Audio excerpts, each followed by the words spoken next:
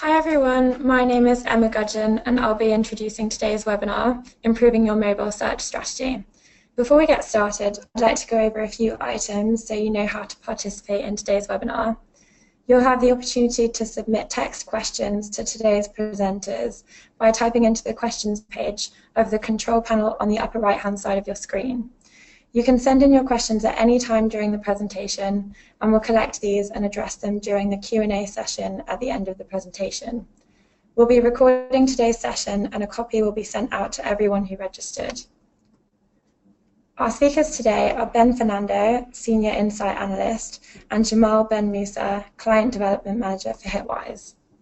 Today's presentation will cover top mobile and desktop skewing searches, detailed search patterns by device across 3 key verticals, how mobile searches are actually longer than desktop searches, and tips for engaging your audience through mobile search. So over to you, Jamal. Thanks, Emma. So yeah, this is one of our many Insight webinars that we run throughout the year for our clients and for businesses who are interested in powering their marketing strategy with real consumer and competitive insight. So firstly, why are we doing this webinar on mobile search trends? So we are seeing a huge shift towards the time people are spending on a mobile device, and it's a trend that we expect to continue. And I personally have had many conversations with the partners I work with on mobile search behavior, improving mobile conversions, and mobile optimization as a whole. So firstly, let's run through exactly how we do it. How are we able to provide these trends, insights, and recommendations? Well, as you can see on the screen, specifically in the United Kingdom, we measure 160 million distinct monthly searches and 9 million websites that are tracked via millions of devices used by our panelists of 3 million daily users, which includes 1 million smartphones and tablet devices. Those sites, visits and search clicks can be analysed and aggregated into 172 different industries, a few of which we'll focus today in this analysis.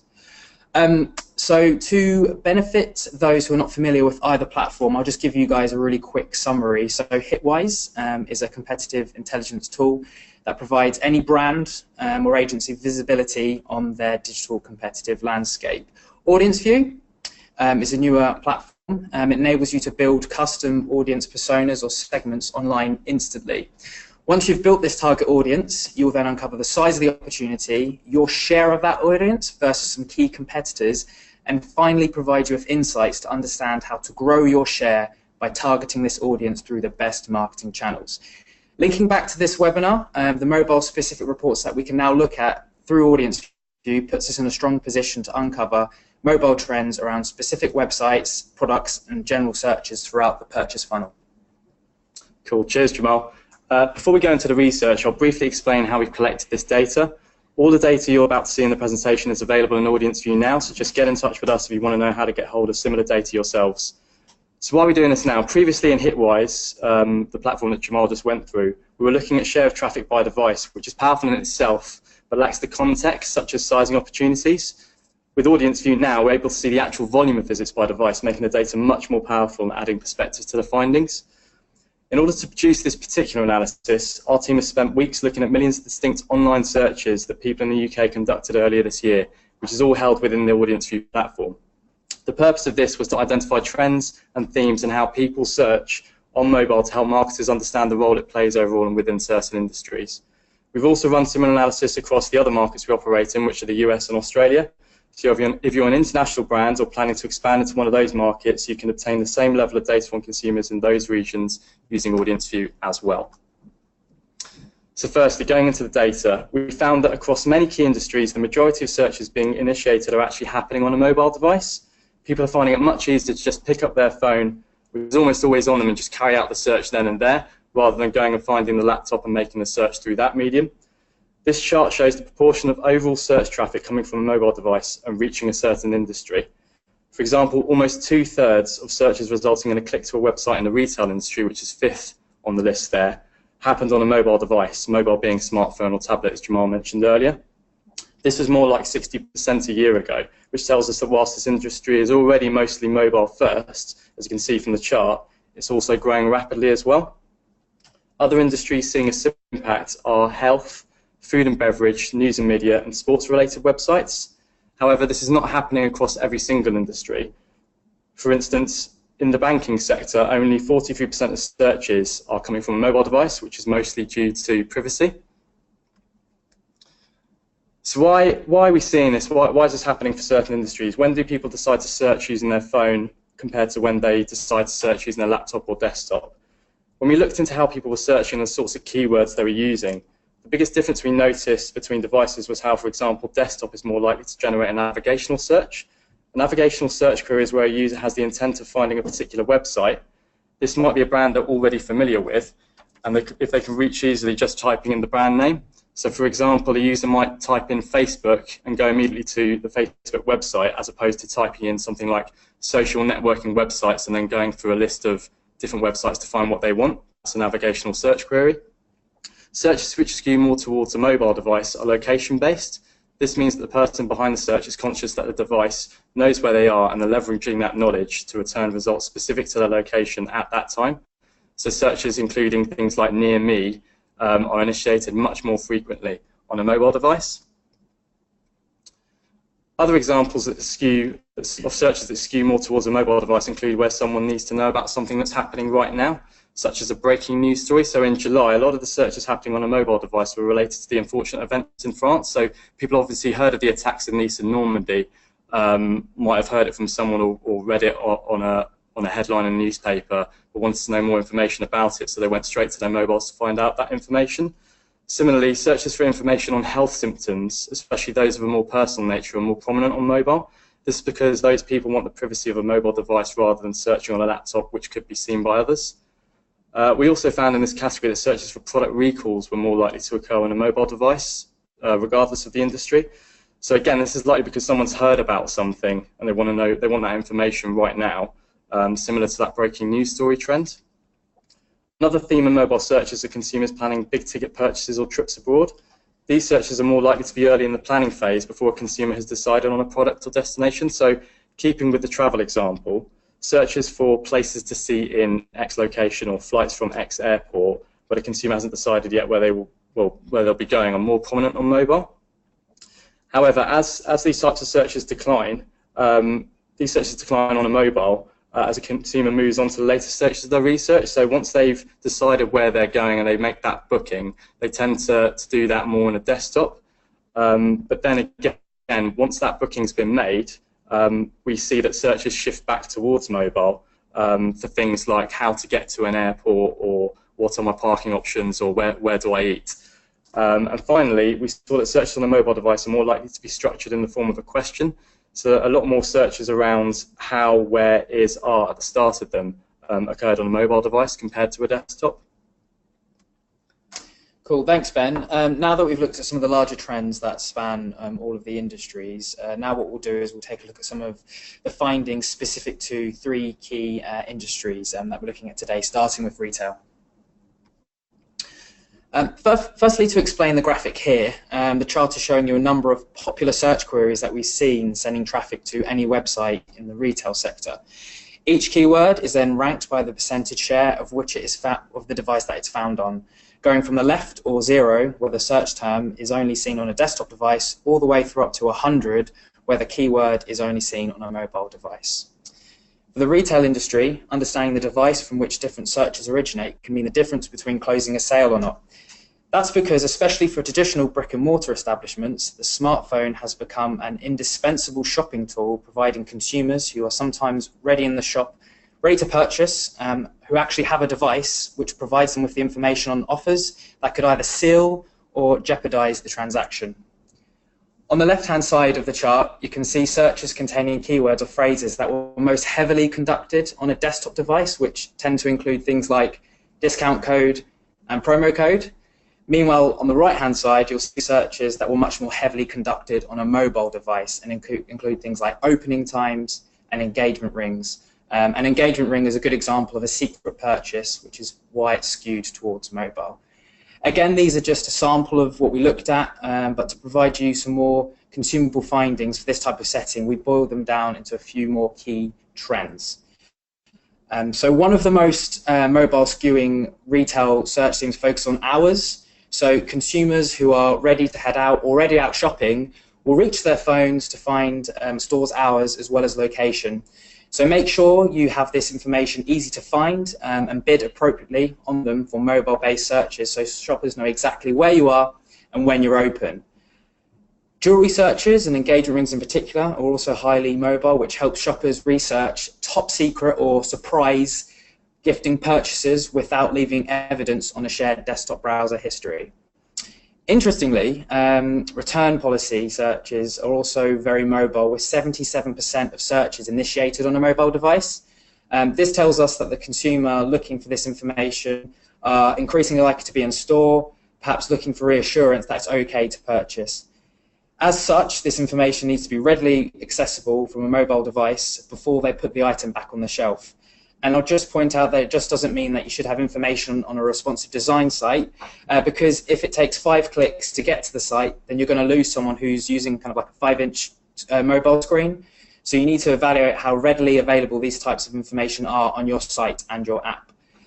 Reviews are also very mobile, again pointing to the use of smartphones to provide product information while consumers are shopping in store. And another interesting finding that spans several industries are searches that are likely to be conducted by people who are struggling financially. And for these consumers, a mobile device may be their only connected device, so their searches will be skewed towards mobile. Finally, discount and voucher searches are now highly mobile, which creates an opportunity and a risk for retailers. Consumers have become more accustomed to discounts and they don't need to necessarily carry a physical discount with them anymore. Instead, they can just search for one, and if they don't find one in your store, they're likely to find one on a competitor. So when providing mobile discounts, marketers need to couple these offers with upsell opportunities, or to seek to enroll customers in loyalty programs where they can collect phone numbers or emails in order to drive repeat purchases and upsell. Next, we'll look at the travel industry. Again here, you'll see some of the most travel searches are the share of those searches that were mobile initiated, ranging from GBP searches, which are still mostly desktop initiated, searches like Near Me, which are nearly exclusively mobile. Now here are some of the more common trends we observed in the travel industry. So wait time searches are highly mobile, but this also includes searches once travellers hit the road, like parking and schedules.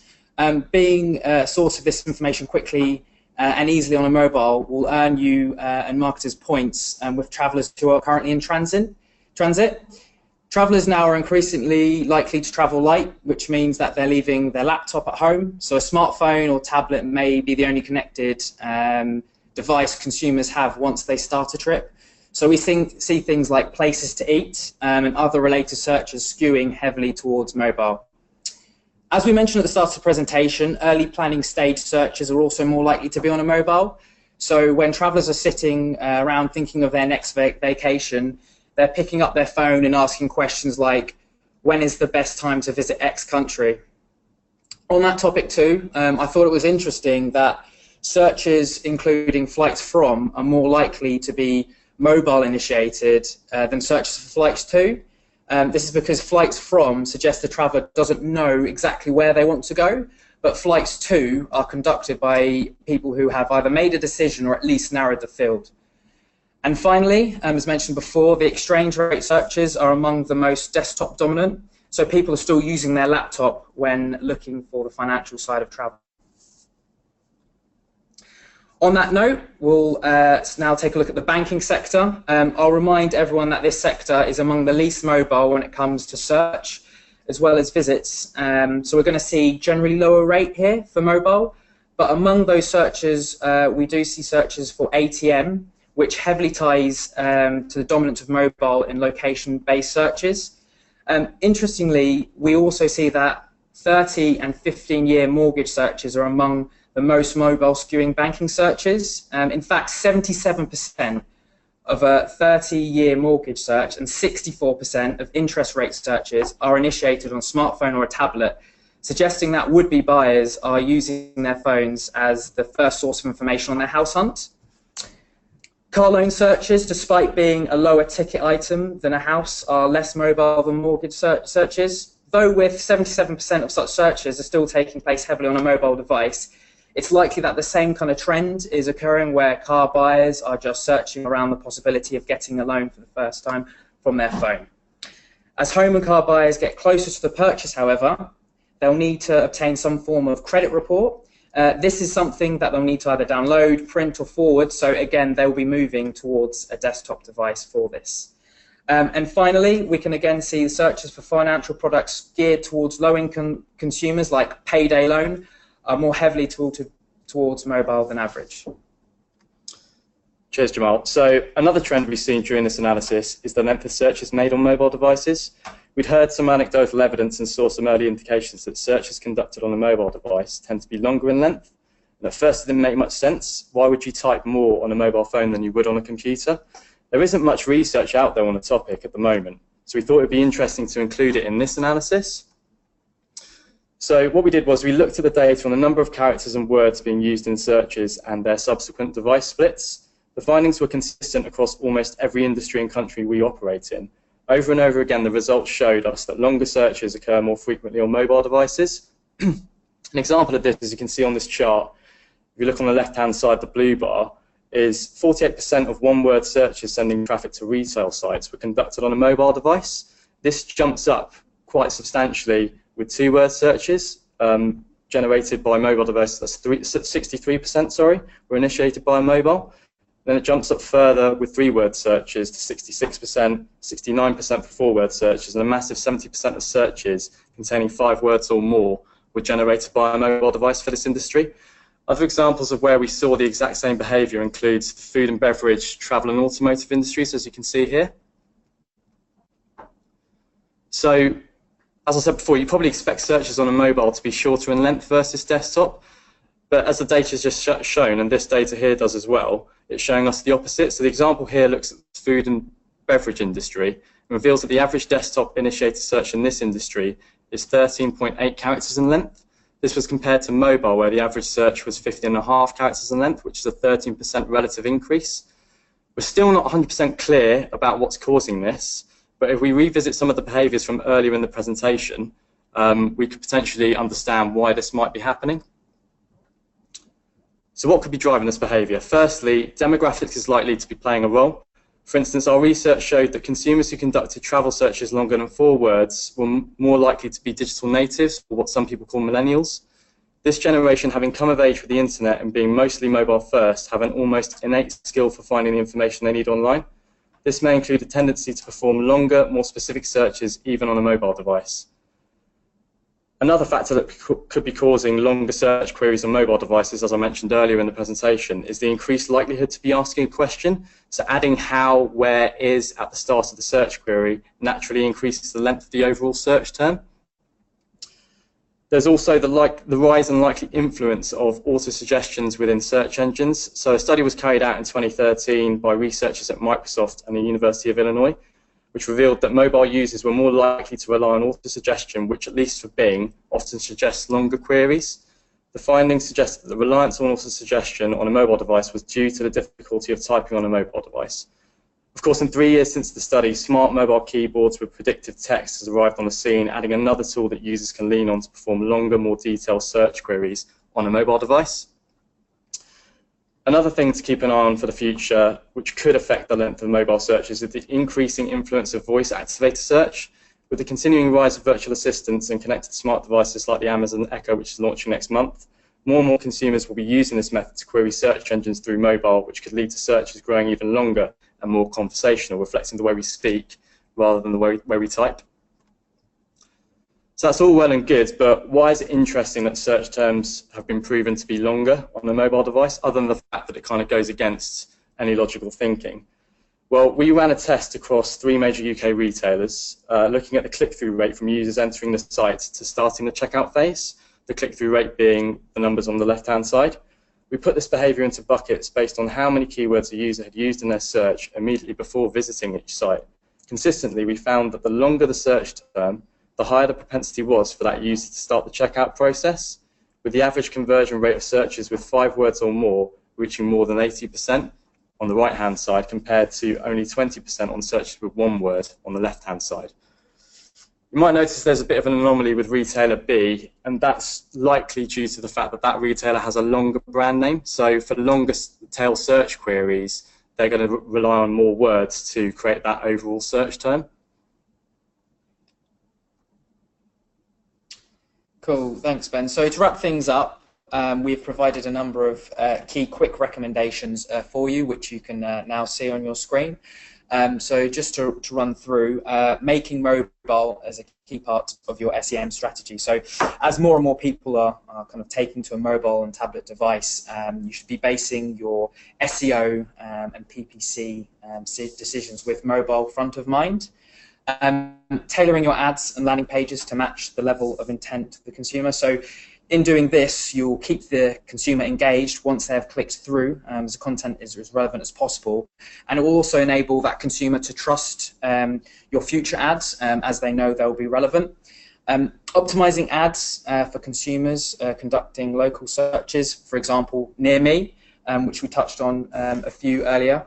Aligning content with the devices that people are using with mobile a focus. So that again extends on from some of the insights that we pulled together where some keywords were skewed towards mobile rather than desktop. And finally, performing customized analysis of searches to your site versus some competitors to understand the device split and potential gaps. So for any of those who have access to Hitwise, you can run a gap analysis report for any specific product keyword that you kind of want to kind of uncover. And those kind of gap analysis reports are very useful for harvesting some of the quick wins, both for your SEO and PPC strategies. So now we'll go to Emma for any questions that you guys may have. Great, thanks Jamal. We've had quite a few questions come in, so we might not be able to answer all of them, but I'll just go through a few of them. So firstly, could you clarify your approach to the slide around conversion rates? How can you see what's converting? I'll give that one to Ben. Yeah, thanks Emma. So one of the capabilities that goes above and beyond the tool is our ability to isolate and track specific pages within a website. So as a default, within Hitwise and Audience View, you have access to all the top-level domains, which includes all the pages within them. What we can do is break out kind of purchase funnel pages as well as product sections. And what we did for that particular analysis was we isolated the visits to the view basket page in particular, which shows intent to start that checkout process. And we compared that to the overall website itself to generate that conversion rate. And what the results showed were, of the searches coming into that website with 5 words or more, that conversion rate to that view basket page increased substantially. Okay, great, thanks. And another one is from one of our clients saying, I've got Audience View myself. How do I go about getting this kind of insight? I'll give that one to Jamal.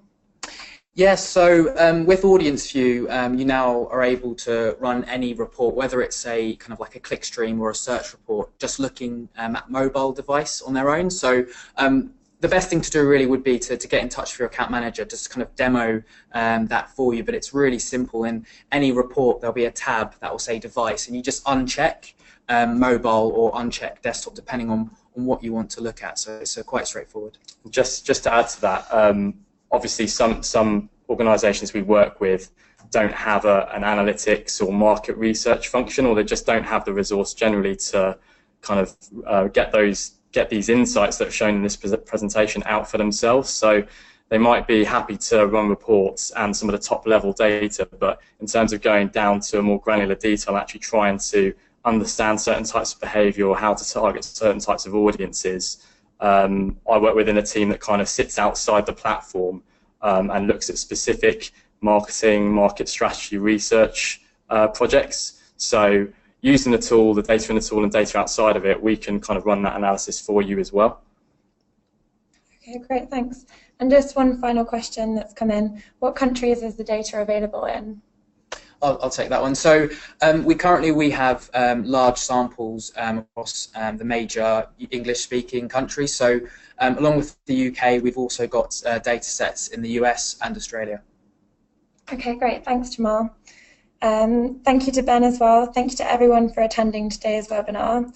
As mentioned earlier, you'll receive a follow-up email with a link to view a recording of today's webinar. Thanks again for joining us today and have a great rest of your day.